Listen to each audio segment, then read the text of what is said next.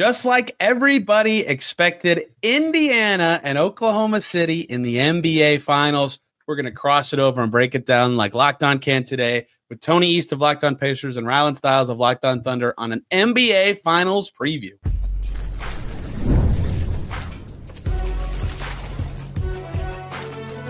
You are Locked On NBA Crossover, part of the Locked On Podcast Network. Your team every day. It's June, and if you are a Pacers or Thunder fan, your favorite team is still playing. The finals start this week, and we're breaking it down today on Locked On Pacers and Locked On Thunder. My name's Tony East. I host Locked On Pacers. Rylan Stiles is here. He hosts Locked On Thunder. What a journey for these two teams who've been ascending and climbing with their young stars and finally made it, and say, screw that adage about slowing down in the playoffs and screw that one about not using depth in the postseason. They do both of those things. They're here. The styles make fights battle. Will be so fascinating. And I am rambling. Rylan, Indiana is the biggest market in the finals. What a series this is about to be. Yeah, I don't know how many times you get to say that in the NBA Finals that you would have the biggest market, but this is one where you do have the right to say it. I think that you summarized it and set the stage perfectly. It's just a battle between two teams that have continued to buck trends all season, all postseason long. The tempo which they play with is typically not allowed in the NBA playoffs. The youth and inexperience of their top of the line guys like Tyrese, Haliburton, like SGA, like J-Dub and Chet is typically not allowed to get to this stage this fast. And they've made it. And now they are going to see a situation where they can go after their first ever NBA championship, which is going to be a lot of fun. A rare thing where the winner will not be in the luxury tax. That almost never happens. The winner will never happened before, where both teams are not paying the tax. Both? I did not know that was the first time ever. I saw that the winner, it'll only be like the 5th time ever or something. Yeah, it's never happened where both teams are not taxpayers. One of the first 5 times that the winner will acquire their star players straight up via trade, not via sign and trade or signing or by drafting them. And obviously, it's the first title for Oklahoma City or Indiana. I assume you do not count the Seattle portion of this when you discuss the fan base, the organization, myself, nobody counts Seattle's history. Yeah. And so a lot of history to be made here.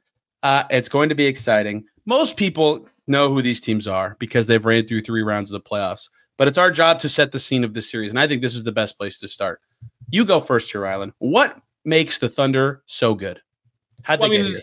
They are built on a historically great defense and one that's only gotten better in the postseason. Obviously, defense travels, and defense is one of the more translatable pieces of the sport and of the game itself. But the fact that they've taken their defense to another level is surprising. They have just this plethora of point of attack defenders to throw at head of the Snakes throughout this playoff series, and they can do it in multiple different ways. Like you saw all the unique coverages that they put to Jokic to really have him off of his game. I mean, obviously he was still great in that series, but for his standards, that was not a comfortable and not a great series for Jokic. They took away Ant and Randall the entire series, and then Memphis didn't have a star. But you look at Indiana now, and they have a unique position to put the Thunder defense in, but it's been on the back of their defense, on the back of SGA, who has put together a historically great season. It's a small sample size because not a ton of guards have won the MVP award, but one of the best guard seasons for any player, and to win the MVP for him and go for the trifecta of winning the NBA MVP, Western Conference MVP, and maybe the NBA Finals MVP, like would be insane. Yes. You got to throw that in there of just leading the league in scoring from SGA, and then both teams building around the nucleus that has came up together. But also, when you look to the future, like they're not going to go away anytime soon, especially with how wide open the East is for Indiana. Like this is going to be something that both teams should relish in the NBA Finals. But yeah, it's been their defense, and it's been having one of the best players in the league in SGA. Yeah, I've said basically since the first round, but really since the second round, like if you broke every team into 2 parts, like for example, Cavs offense and Cavs defense, or like did that for every team left, the Thunder defense was the best thing.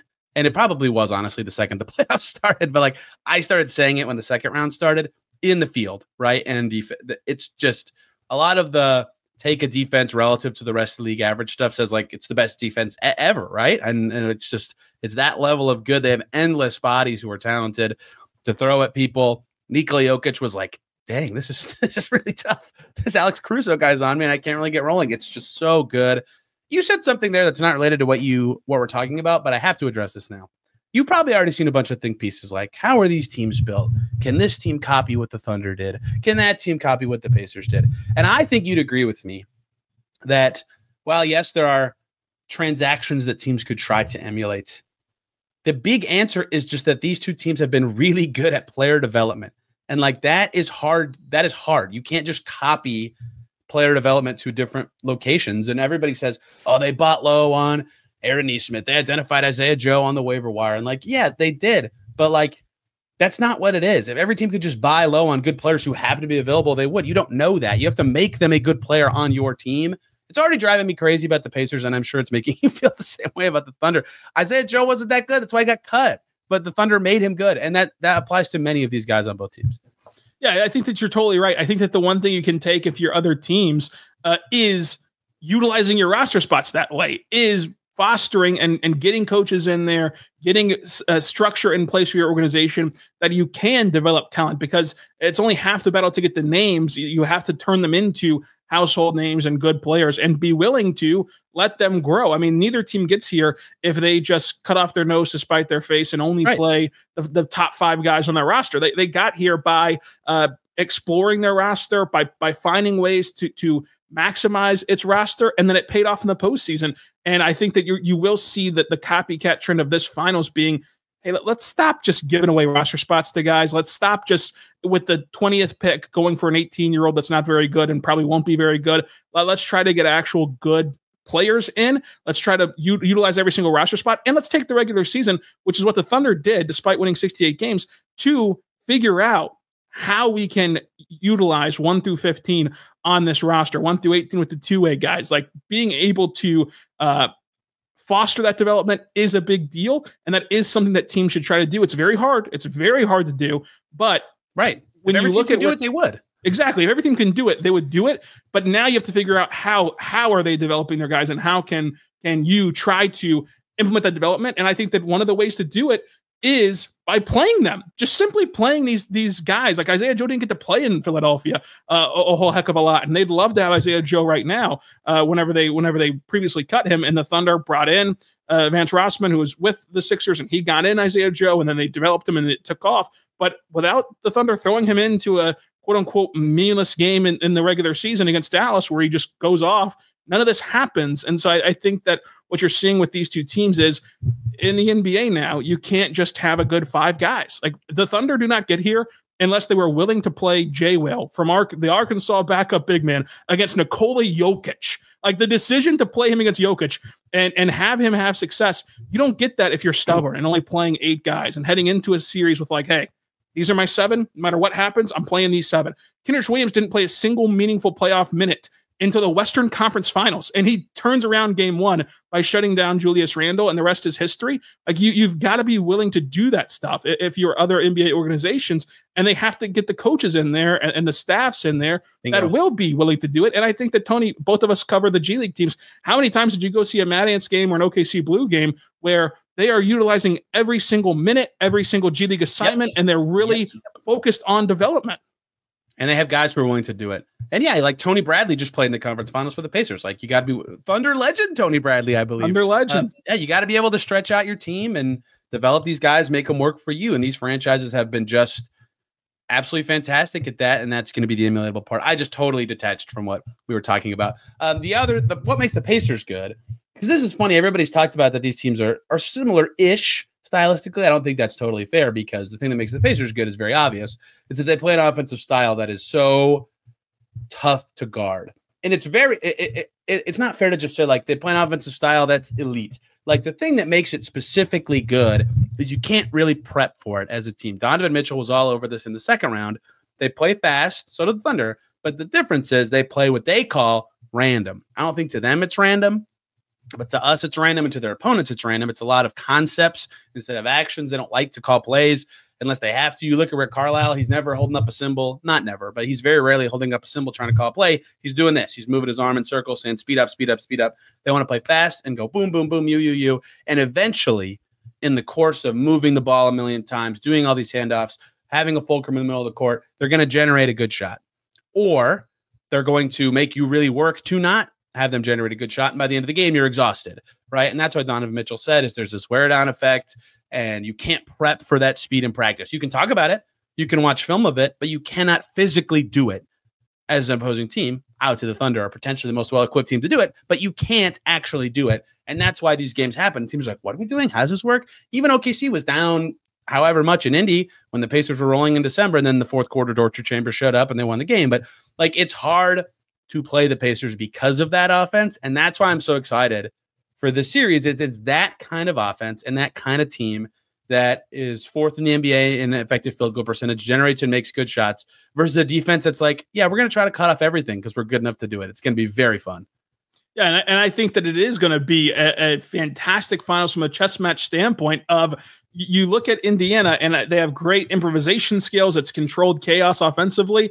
The Thunder like to just have a ton of ball pressure. They like to swarm, the head of the snake with a guy like Haliburton and a guy like Siakam in the post. And that oftentimes concedes wide open threes in the corners, especially for 2 straight years now for OKC, as they've had 2 great defenses. This year's, of course, better than last year's, but they've let up open threes that you just cannot get by with against Indiana. So can Indiana force OKC to alter how they've defended to this point now for 2 years and now to a historic level? I think will be very fascinating, because it's not just Haliburton's elite playmaking, which he is elite at passing the basketball, but around him, what I think that Indiana doesn't get enough credit for is their secondary playmakers. Once he gets the ball out of his hands, he's passing it to guys who can make split-second decisions and who can find the open man, and that forces a lot onto your rotations defensively. The Thunder are a great rotating team, but like eventually, like those decisions and the constant rotating, you just are susceptible then to breaking down and letting up open shots. So do the Thunder now change their identity and just play Indiana straight up, which is what they haven't done to any player yet, and kind of stay home a bit more in those corners and not let up those open threes? It's hard to change that on the fly in the midst of one series. So it'll be a great chess match. I agree, and that leads to one of my major keys for the Pacers. But I don't want to talk about that yet, Rylan. I want to talk about something else before we get to keys for both of these teams. Before we talk about keys for the Pacers and Thunder in the series, we need to talk about OpenPhone. If you're running a business, you know that every missed call is money left on the table. Think about the last time you had an urgent need, maybe for a plumber or a service provider. If the first person didn't answer, did you wait? Probably not. You moved on. That's why you need OpenPhone. It's the #1 business phone system built to streamline and scale your customer communications, all from an app on your phone or your computer. OpenPhone lets you manage business calls and text from a single app. They have a shared inbox feature that's a game changer to jump in and out of conversations instantly. They have an AI agent that will help you after hours by answering common questions and capture leads. You don't miss a customer. And OpenPhone is offering listeners to Locked On Pacers and Locked On Thunder 20% off of 6 months at openphone.com/LockedOnNBA. That's OpenPhone.com/LockedOnNBA. And if you have an existing number with another service, they'll port them over at no extra charge on OpenPhone. No missed calls, no missed customers. Back here, crossing it over on Locked On Pacers and Locked On Thunder. Thanks for joining us, everybody, and making your favorite show here your first listen every day. Normally, your second listen should just be the other show to keep up with all the finals news that you can get from either one of us. But today, since we're together, let's make your second listen Locked On Mavs, Cooper Flag, if you're interested in the draft, or Locked On Bucks, if you're interested in Giannis, the big offseason dominoes around the league, of which there will be many. But the offseason is not here for us, Rylan. And that is why we pivot to keys here. And you kind of just touched on one that I talked about on Locked On NBA today, which is turnovers. And you know this better than anybody. The way that the Thunder defend, you just talked about it, strangling that strong side of the floor, making ball handlers feel pressure. Their opponents turn it over more than anybody in the league. And in turn, the Thunder are the best at not turning it over. But they make other teams turn it over a lot. Tyrese Haliburton never turns it over. Historically good at lots of passes without turning it over. But that doesn't mean he won't against the Thunder. And I don't know how I feel about this yet. I need to dive back into the games. I've only rewatched one of the 2 from the regular season. Regardless, that will be so important to the Pacers. If they lose the possession battle, they are toast in the series. They have to find a way to keep up and give their offense and high-level scoring attack a chance. And that starts with not turning it over. That sounds easy and great. Don't dribble too much. Don't pass it to the Thunder. But everybody says that. Every single game you were there, the Timberwolves were like, hey, we should stop turning it over. And guess what they did every game? They turned it over 20 times. The Pacers cannot do that. Ball security is going to be huge. And yet, it's not that easy, as Minnesota showed us. Yeah, it is not that easy. Obviously, Indiana more equipped with their table setters, more equipped with their secondary players to protect the ball better. But it is a very tough challenge. I do wonder, where is the threshold of, like, the Thunder protect the ball just as well as the Pacers, and there's some numbers that suggest they protect it better than the Pacers do, for as much as we're fawning over how great Indiana is at not giving the ball away. It's like 0.2%. It's so close. Like they're the same team in that regard. Yeah. So if both teams are protecting the ball and the Indiana turns it over just a tinge more because of how great the Thunder are, and the turnover gap isn't 20-10 or 21-7, and instead it's it's 13-7. That's in the margins, and trying to win finals games and trying to win a championship. That tiny margin could be enough, I think, that for OKC. So I think that you could just change the scope of what winning the turnover battle looks like for the Thunder. Perhaps it doesn't look like this barrage of 24 turnovers forced, and perhaps it looks like a 13 turnover outing, which is enough for them to get going with the pace that they like to play. And then how the Thunder handle Indiana's tempo will be huge, because that will lead to either turnovers or lead to Indiana breaking down this Thunder defense, because the way that the Pacers push the pace after made shots is sensational. And if you don't let this historically great defense get set up into their half-court shell, even after makes, like, then you start to play on your heels a little bit if you're Oklahoma City, especially whenever the Thunder make a lot of their buckets in the mid-range, make a lot of their buckets at the rim. They have multiple bodies inside the three-point line at the end of possessions, and now they've got to go the length of the floor to get set up defensively, but the ball's already been hit ahead 3 times, and it's already in the basket on the other end. So how the Pacers kind of impose their pace on OKC, who's also a team that likes to run, who also is great transitionally defensively, but it does, like you said, wear on you when you're trying to play that style for 48 minutes. I think it'll be fascinating to watch. So give me a key for the Thunder here. Turnovers was my very generic Pacers one. I think that a key for the Thunder would be, how can they keep up with the Pacers from 3? The Pacers have been electrifying from beyond the arc. The Thunder, not so much in the postseason. They haven't really had a three-point shooting series that you would point to and say, well, that is a huge outlier. That's a massive difference. That's what won them the series. They're capable shooters, but can they keep that column close in terms of made threes? Because we mentioned before how the Thunder give up open corner threes. You do not want to do that to this Indiana team. They're going to make you pay for that more so than Minnesota did, especially more so than Denver did. Like, you look at Minnesota, the only time that they hit those open opportunities was in Game 4. The Thunder still won because their top 3 were awesome and Minnesota's top 2 were terrible. But with the Pacers, it's a whole new ball game. So I do think that the 3-point line will be a great equalizer for this series and a great equalizer for these two teams.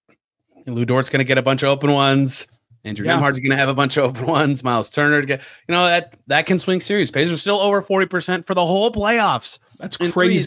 And it is, but like, they take a ton of open threes. Like, their percentage of open threes is the best of any team still alive, because they are great at the stuff we've already talked about offensively. So many keys I'll be interested in. This died as a talking point for the Pacers last round because they're playing Tom Thibodeau, but zone defenses gave them fits. In the first 2 rounds, the Thunder are pretty good. They get into some zone concepts. Myles Turner, stretch big, very good. Has had some advantages against more traditional centers in the past. Hartenstein's also exceptional and gave the Pacers trouble in that Knicks-Pacers series last year. I'll be curious how that front court battle and the strengths of that can kind of go back and forth. I think it's a very important series for both of those guys, if I'm being honest, in terms of how they could swing the way that things go. And if you take away the Pacers' usual depth advantage, because both teams are going to play a ton, and their pace advantage isn't as monumental, what else does it look like stylistically for them to look awesome in a game, right? In some games, it's their bench with Siakam out there. In some games, their pace is just overwhelming. And I still think their pace can be, because these teams have high pace numbers for different reasons. The Thunder force the opponent to have a bajillion short defensive possessions by getting steals, for example. But where do they look dominant, right? I think there are ways that they can. You mentioned shooting. Haliburton's very good. Siakam's going to be a huge part of this series. But finding one of those, I think, will be key for the Pacers in this series. Rapid fire through a few more for the Thunder for me. Yeah, I think that you've touched on some already with Myles Turner. Rick Carlisle is exceptional coach. And the Rick Carlisle versus Mark battle, as a guy who's been in the finals 6 times in some capacity and a guy who's never been to that stage, is going to be interesting. But more so when you dive into on the court, Shea's been awesome against the Pacers in 2 games. It's a very small sample size. He's been sensational. However, Rick Carlisle is known for throwing these curveballs at guys like Shea and kind of junking up a game and giving you a different look and making you overthink and then have worse outings compared to your standings. And so, your standard. So I think that when you look at the Pacers, they're likely going to cross-match Turner onto Dort and just let Dort shoot. And if you get beat by a barrage of Dort threes, oh well, but at least you have a guy at the rim for Shea, because in all likelihood, that's going to be fascinated by that. I want to dive into more of that in a second. Yeah, do you keep Turner at the rim and then have Nembhard as the point of attack guy on Shea? But then, since the Thunder have not had these massive 3-point shooting games, do you then gap really hard on Shea drives, as he likes to get to that elbow, likes to try to get to the baseline mid-range jumper? Like, do you gap really hard on him and just try to take Shea completely out of this game if possible? And then if the role players beat you, well, you tip your cap and you move on? Do they try to play Shea straight up? Like, how the chessboard moves from Rick Carlisle to defending Shea, who's been excellent against Indiana to this point, it will be, I think, a series decider. And a lot of that comes from who are they going to leave open? Because then if you don't cross-match Turner to Dort, well, then you have Turner on Chet, and Chet's out there stretching the floor and can play off the catch really well. Who guards Chet if you're not going to just ignore Lou Dort from 3 will be huge. And that all stems, of course, from that key being Rick Carlisle and this coaching matchup. I also think that this series is going to be won by the team that has the best war stories to tell at the end of it. Like, what team is going to reflect at the end of June and say, remember that Andrew Nembhard game? Oh, do you remember that Aaron Wiggins game? Oh, do you remember how Alex Caruso won them a game in the finals? Like, these two teams are deep. They're willing to go to these kind of tertiary players. Whoever at the end can pile up more games from the others, I think will win the championship. I love that. My prediction, I got this wrong last round, so grain of salt, is Nembhard on Shea, Nesmith on Dub, Haliburton on Dort, Siakam on Chet, and Turner on Hartenstein. But I don't. Again, I need to watch more of the regular season games again. We're not mainstream media in that we haven't just talked about the stars for a sec. We're going to do that in just a second and make series predictions, everybody's favorite. This show is sponsored by Betterhelp.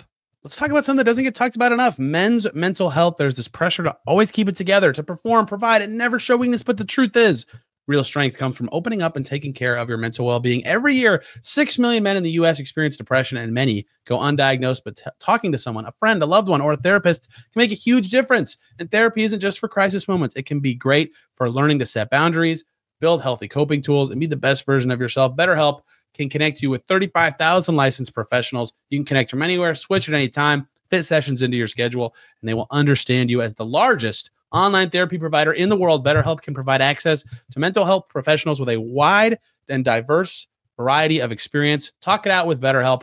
Our listeners get 10% off their first month at BetterHelp.com/LockedOnNBA. That's BetterHelp, HELP.com/LockedOnNBA.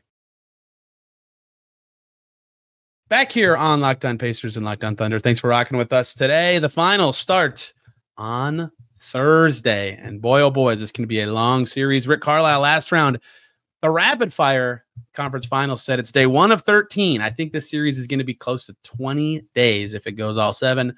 Crazy, crazy. Rylan and I will have something for you every single day on Locked On Pacers and Locked On Thunder. Rylan, what makes Shea so great? But do it quick because we got to get to predictions. Yeah, Shea's just elite at getting to his spots. I mean, he's elite at getting to that elbow, the baseline jumper, slithering his way to the rim. He's fantastic at it. He's fantastic at even whenever you try to change your pickup point on him. He can force you to be wrong. If you play him too high, you're just surrendering the rim. If you play drop too far back on him, he can just rise up and hit a shot from a step inside the 3-point line. And in that Minnesota series was able to expand his range to that 3-point line. So just his ability to get to a spot, take contact, force contact onto defenders, and bump guys off their spots at the rim is huge for him. The way that he uses his shoulders is big. So just the way that he can dictate where, how, and when he's going to score is a really big issue for defenses going up against him. But it's really, once he gets to the elbow, once he gets to the nail and inside there, the defense is usually cooked against SGA, frankly. So it's going to be very tough for any team to kind of slow him down. nobody moves like him. And so guys just get off balance or out of position or just awkward. So it forces a rotation or gives him the slithery space to shoot or get to the cup. Or, like you and I talked about what my take on the foul stuff during Locked On NBA a few weeks ago. Like, he does draw a lot of legitimate fouls because of all that awkwardness. I think a lot of people will hate it in the finals because it's a big stage, but it's what makes him so good. He's so efficient and at beating defenders and then forcing them to mess up. It's going to be tough for the Pacers to guard him. It's also going to be tough for the Thunder to figure out what to do with Tyrese Haliburton, the king of the adjustments. You can find a defense that might slow him down for a half, a quarter, a game, whatever. The next game, he will be ready with a solution for it, or the Pacers will as a team because of the rest of their great players. And that's what's made him so good in these playoffs is it's very hard to keep him slowed down. And he does have such a high ceiling when he's getting 2 feet in the paint and can spray out from there against a cracked or tilted or whatever defense. No one in the league at the guard position combines passing, shooting, and scoring like Haliburton does. Obviously, Jokic does on the inside. And Jokic gave the Thunder fits and was a matchup problem. Tyrese Haliburton's not 7 feet tall, but he's very good at a lot of those same things. And that's what makes him just so good for the Pacers. Their identity is him, right? They play the way they do because of him. Now, they have other players who can do it. Their bench can play that way when he's out of the game. But he is just so phenomenal at so many things that stress out a defense. And him and Shea going against each other, it's going to be very fun. I am prepared and braced for a lot of very silly face of the NBA conversations that just, quite frankly, don't matter during the series. We can talk about it when it's over. I'm prepared for a lot of stupid ratings conversations. Guess what? They make the same amount of money if it's 4 games or 7 games. It's going to be annoying talks. It's going to be a fun series. Rylan, let's make some predictions if you would like to. I would love to. My first prediction is that the national NBA media will complain incessantly about having to be in OKC in Indiana. Hey, guess what, guys? It's a work trip. You're not on vacation. It does not matter what cities that you're in. You're getting paid free lodging, free travel fare to watch free basketball and cover it for a living. You're going to be okay. I promise you. You can book your vacations anywhere in the world you want to go. And as quick as 25 days, as you laid out, Tony, like it's going to be all right. I promise. So I think that will be the big talk. And the ratings, like you mentioned, it doesn't matter. It really does not matter for anyone, including the league itself. The NBA has not even executed its newest TV deal yet. That won't happen until next season. We're 10 years away from the NBA having to go back to the negotiation board for a TV partnership and for the television contract. This will be a distant memory by then. So it does not matter what the ratings are. Just enjoy fun basketball. And if you can't enjoy fun basketball because these two teams don't play in Miami or in Boston or in LA, well, then you don't really like basketball anyway. I agree with that take. And I would also say this, my enjoyment of games is not tied to ratings. I don't think anyone's is, honestly, if they were being actually genuine. However, I will say this. If the league sits after the series and goes, dang, these stunk, then look inward. Figure out why people weren't excited to watch the MVP and a very exciting Eastern Conference team in the finals. Like, that's on them. In some ways, that could be good as they have to think about marketing and actual strategy. Yeah, that's going to be annoying. Hey, and you are allowed to bellyache about Indy because you went for All-Star when there was 2 feet of snow, not that much. There was a lot of snow. It was freezing cold, and you didn't complain one time. I saw you every single day. So you're one of the few people who I'd be like, yeah, you know what? You earned the right after that experience. Obviously from Oklahoma, I'm not a snow guy, but that was an interesting experience to see the snow just pile on us as we were walking to Lucas Oil and walking to the old field house and anywhere and your secret pizza joint that I don't want to give up. I don't want to crowd it out right now for you, but it was a fantastic place. If you can find that place, it was great. We'll have to go back there again. 2 feet. And I'm not going to say how close it is to the arena. Farther than 2 feet. It's slightly farther, though. Not that much farther. It's very close. A lot of people in the comments will know what it is. I agree. There'll be a lot of talking points that I think are just, quite frankly, stupid and pointless. And it is a good basketball nirvana kind of series for lots of people who have kept up with the teams in any way. I will go first with a air quotes prediction in that I'm not actually going to pick a certain number of team or a certain team in a certain number of games. Here's why. 2 reasons. One, I've been short on the Pacers every single time. I picked Pacers in 7. They beat the Bucks in 5. I picked Cavs in 6 and the Pacers won in 5. I picked Pacers in 7. They beat the Knicks in 6. So 1, I've just been wrong every time and people get mad. But 2, it's the finals. And that is what is different here. We could talk about inexperience or experience for these players who haven't been there before. We could talk about all these tactical things that make it seem like one team is better than the other. right? One team won 68 games, one team won 50, but the Pacers since January 1st have the second best record in the league, right? There's a lot of stuff we could actually get into to make a real prediction. This stage changes players, changes the dynamics of things in a way that is almost unpredictable. So if you just made me gun to my head like this wasn't the finals, this was just some random 7-game series, I think the Thunder are better. But I think the Pacers have outperformed my expectations every single time. And I think this stage, anything could happen. So I think the better team could win. I think the Pacers also could win. And that is my cop-out answer of not making a real prediction. Well, you did slither your way through a prediction. I'll one up you and not give a prediction. I'll say that my prediction is the point differential of this series will be within 5 points. No matter who wins. I think even if Indiana gets a hot 3-point shooting night and they blow out the Thunder, I think the Thunder are capable of blowing out Indiana to then kind of make those 2 wins a wash. And then from there, I think you're going to see a ton of close basketball, a ton of down to the wire, just breaks that could go either way. And the Thunder, of course, having the better player and having the MVP, it leans in their favor. They're heavy favorites. Well, the Pacers plot armor would love to disagree with that, even though what you're saying does logically make sense. Yes, that is fair. I mean, Indiana should feel great right now. And I do think that you're right, that this final should force the NBA to look inward. This is the first time since 2007 that neither finals participant was on Christmas Day, the biggest showcase of the season for the NBA. And these are 2 teams who are going to be here a long time. Like the Eastern Conference is wide open for Indiana and every other team next season. There's no clear-cut favorite anymore with what we just saw transpire this spring and now summer in the Eastern Conference playoffs. And then the Thunder, they're already talking dynasty with Oklahoma City. So that needs no explanation. So like these 2 teams will be here a while. These 2 players at the top will be here for a long time. Like you think of the legacies at stake for like if Haliburton wins it this year at this age, like what that does for him as an all-time player. And then Shea, if he does complete the trifecta of like MVP, West MVP, Finals MVP, and leads the league in scoring and has an all-time great season with a championship after winning 68 games, leading a team to win 68 games, by the way, that had horrific injury luck during the regular season that got kind of swept under the rug because they won so much. Like his third best player broke his hip on November 10th, and he still won 68 games with this crew. Like these 2 guys are not going away. These 2 teams are not going away. These 2 fan bases are not going away. They're going to have to start to the bill's going to come due to pump up and make people excited about these 2 teams, regardless of where their cities are located. So I think that will be kind of the biggest winner from this NBA Finals, because I think that no matter who wins, they'll be written about in that tone of this is just the beginning, because Indiana should do it again next year. They're that good, and they can take advantage of the East again. And the Thunder, of course, are in this spot for a reason. I would say, I think that a lot of people are picking Thunder in 5. I think that that's a bit too short of a series. Even if you believe the Thunder are heavy favorites, the great equalizer being the 3-point shot, there's just going to be games where Indiana shoots the ball so well from 3 that there's nothing the Thunder can do. The Thunder can be the better team. They can play better that night, but because Indiana shoot the ball so well, they're going to get a win. It's like 5 just seems a bit too short-sighted of this series. I think that 6 and 7 is more likely, but then you get to 6 and it's like that home crowd, that home court advantage for both teams is sensational. Like both teams have a great home crowd. So it's like, can you really close out a series on the road in Indiana? Then you're talking about playing 7. It's going to be a very, very fun series, I think.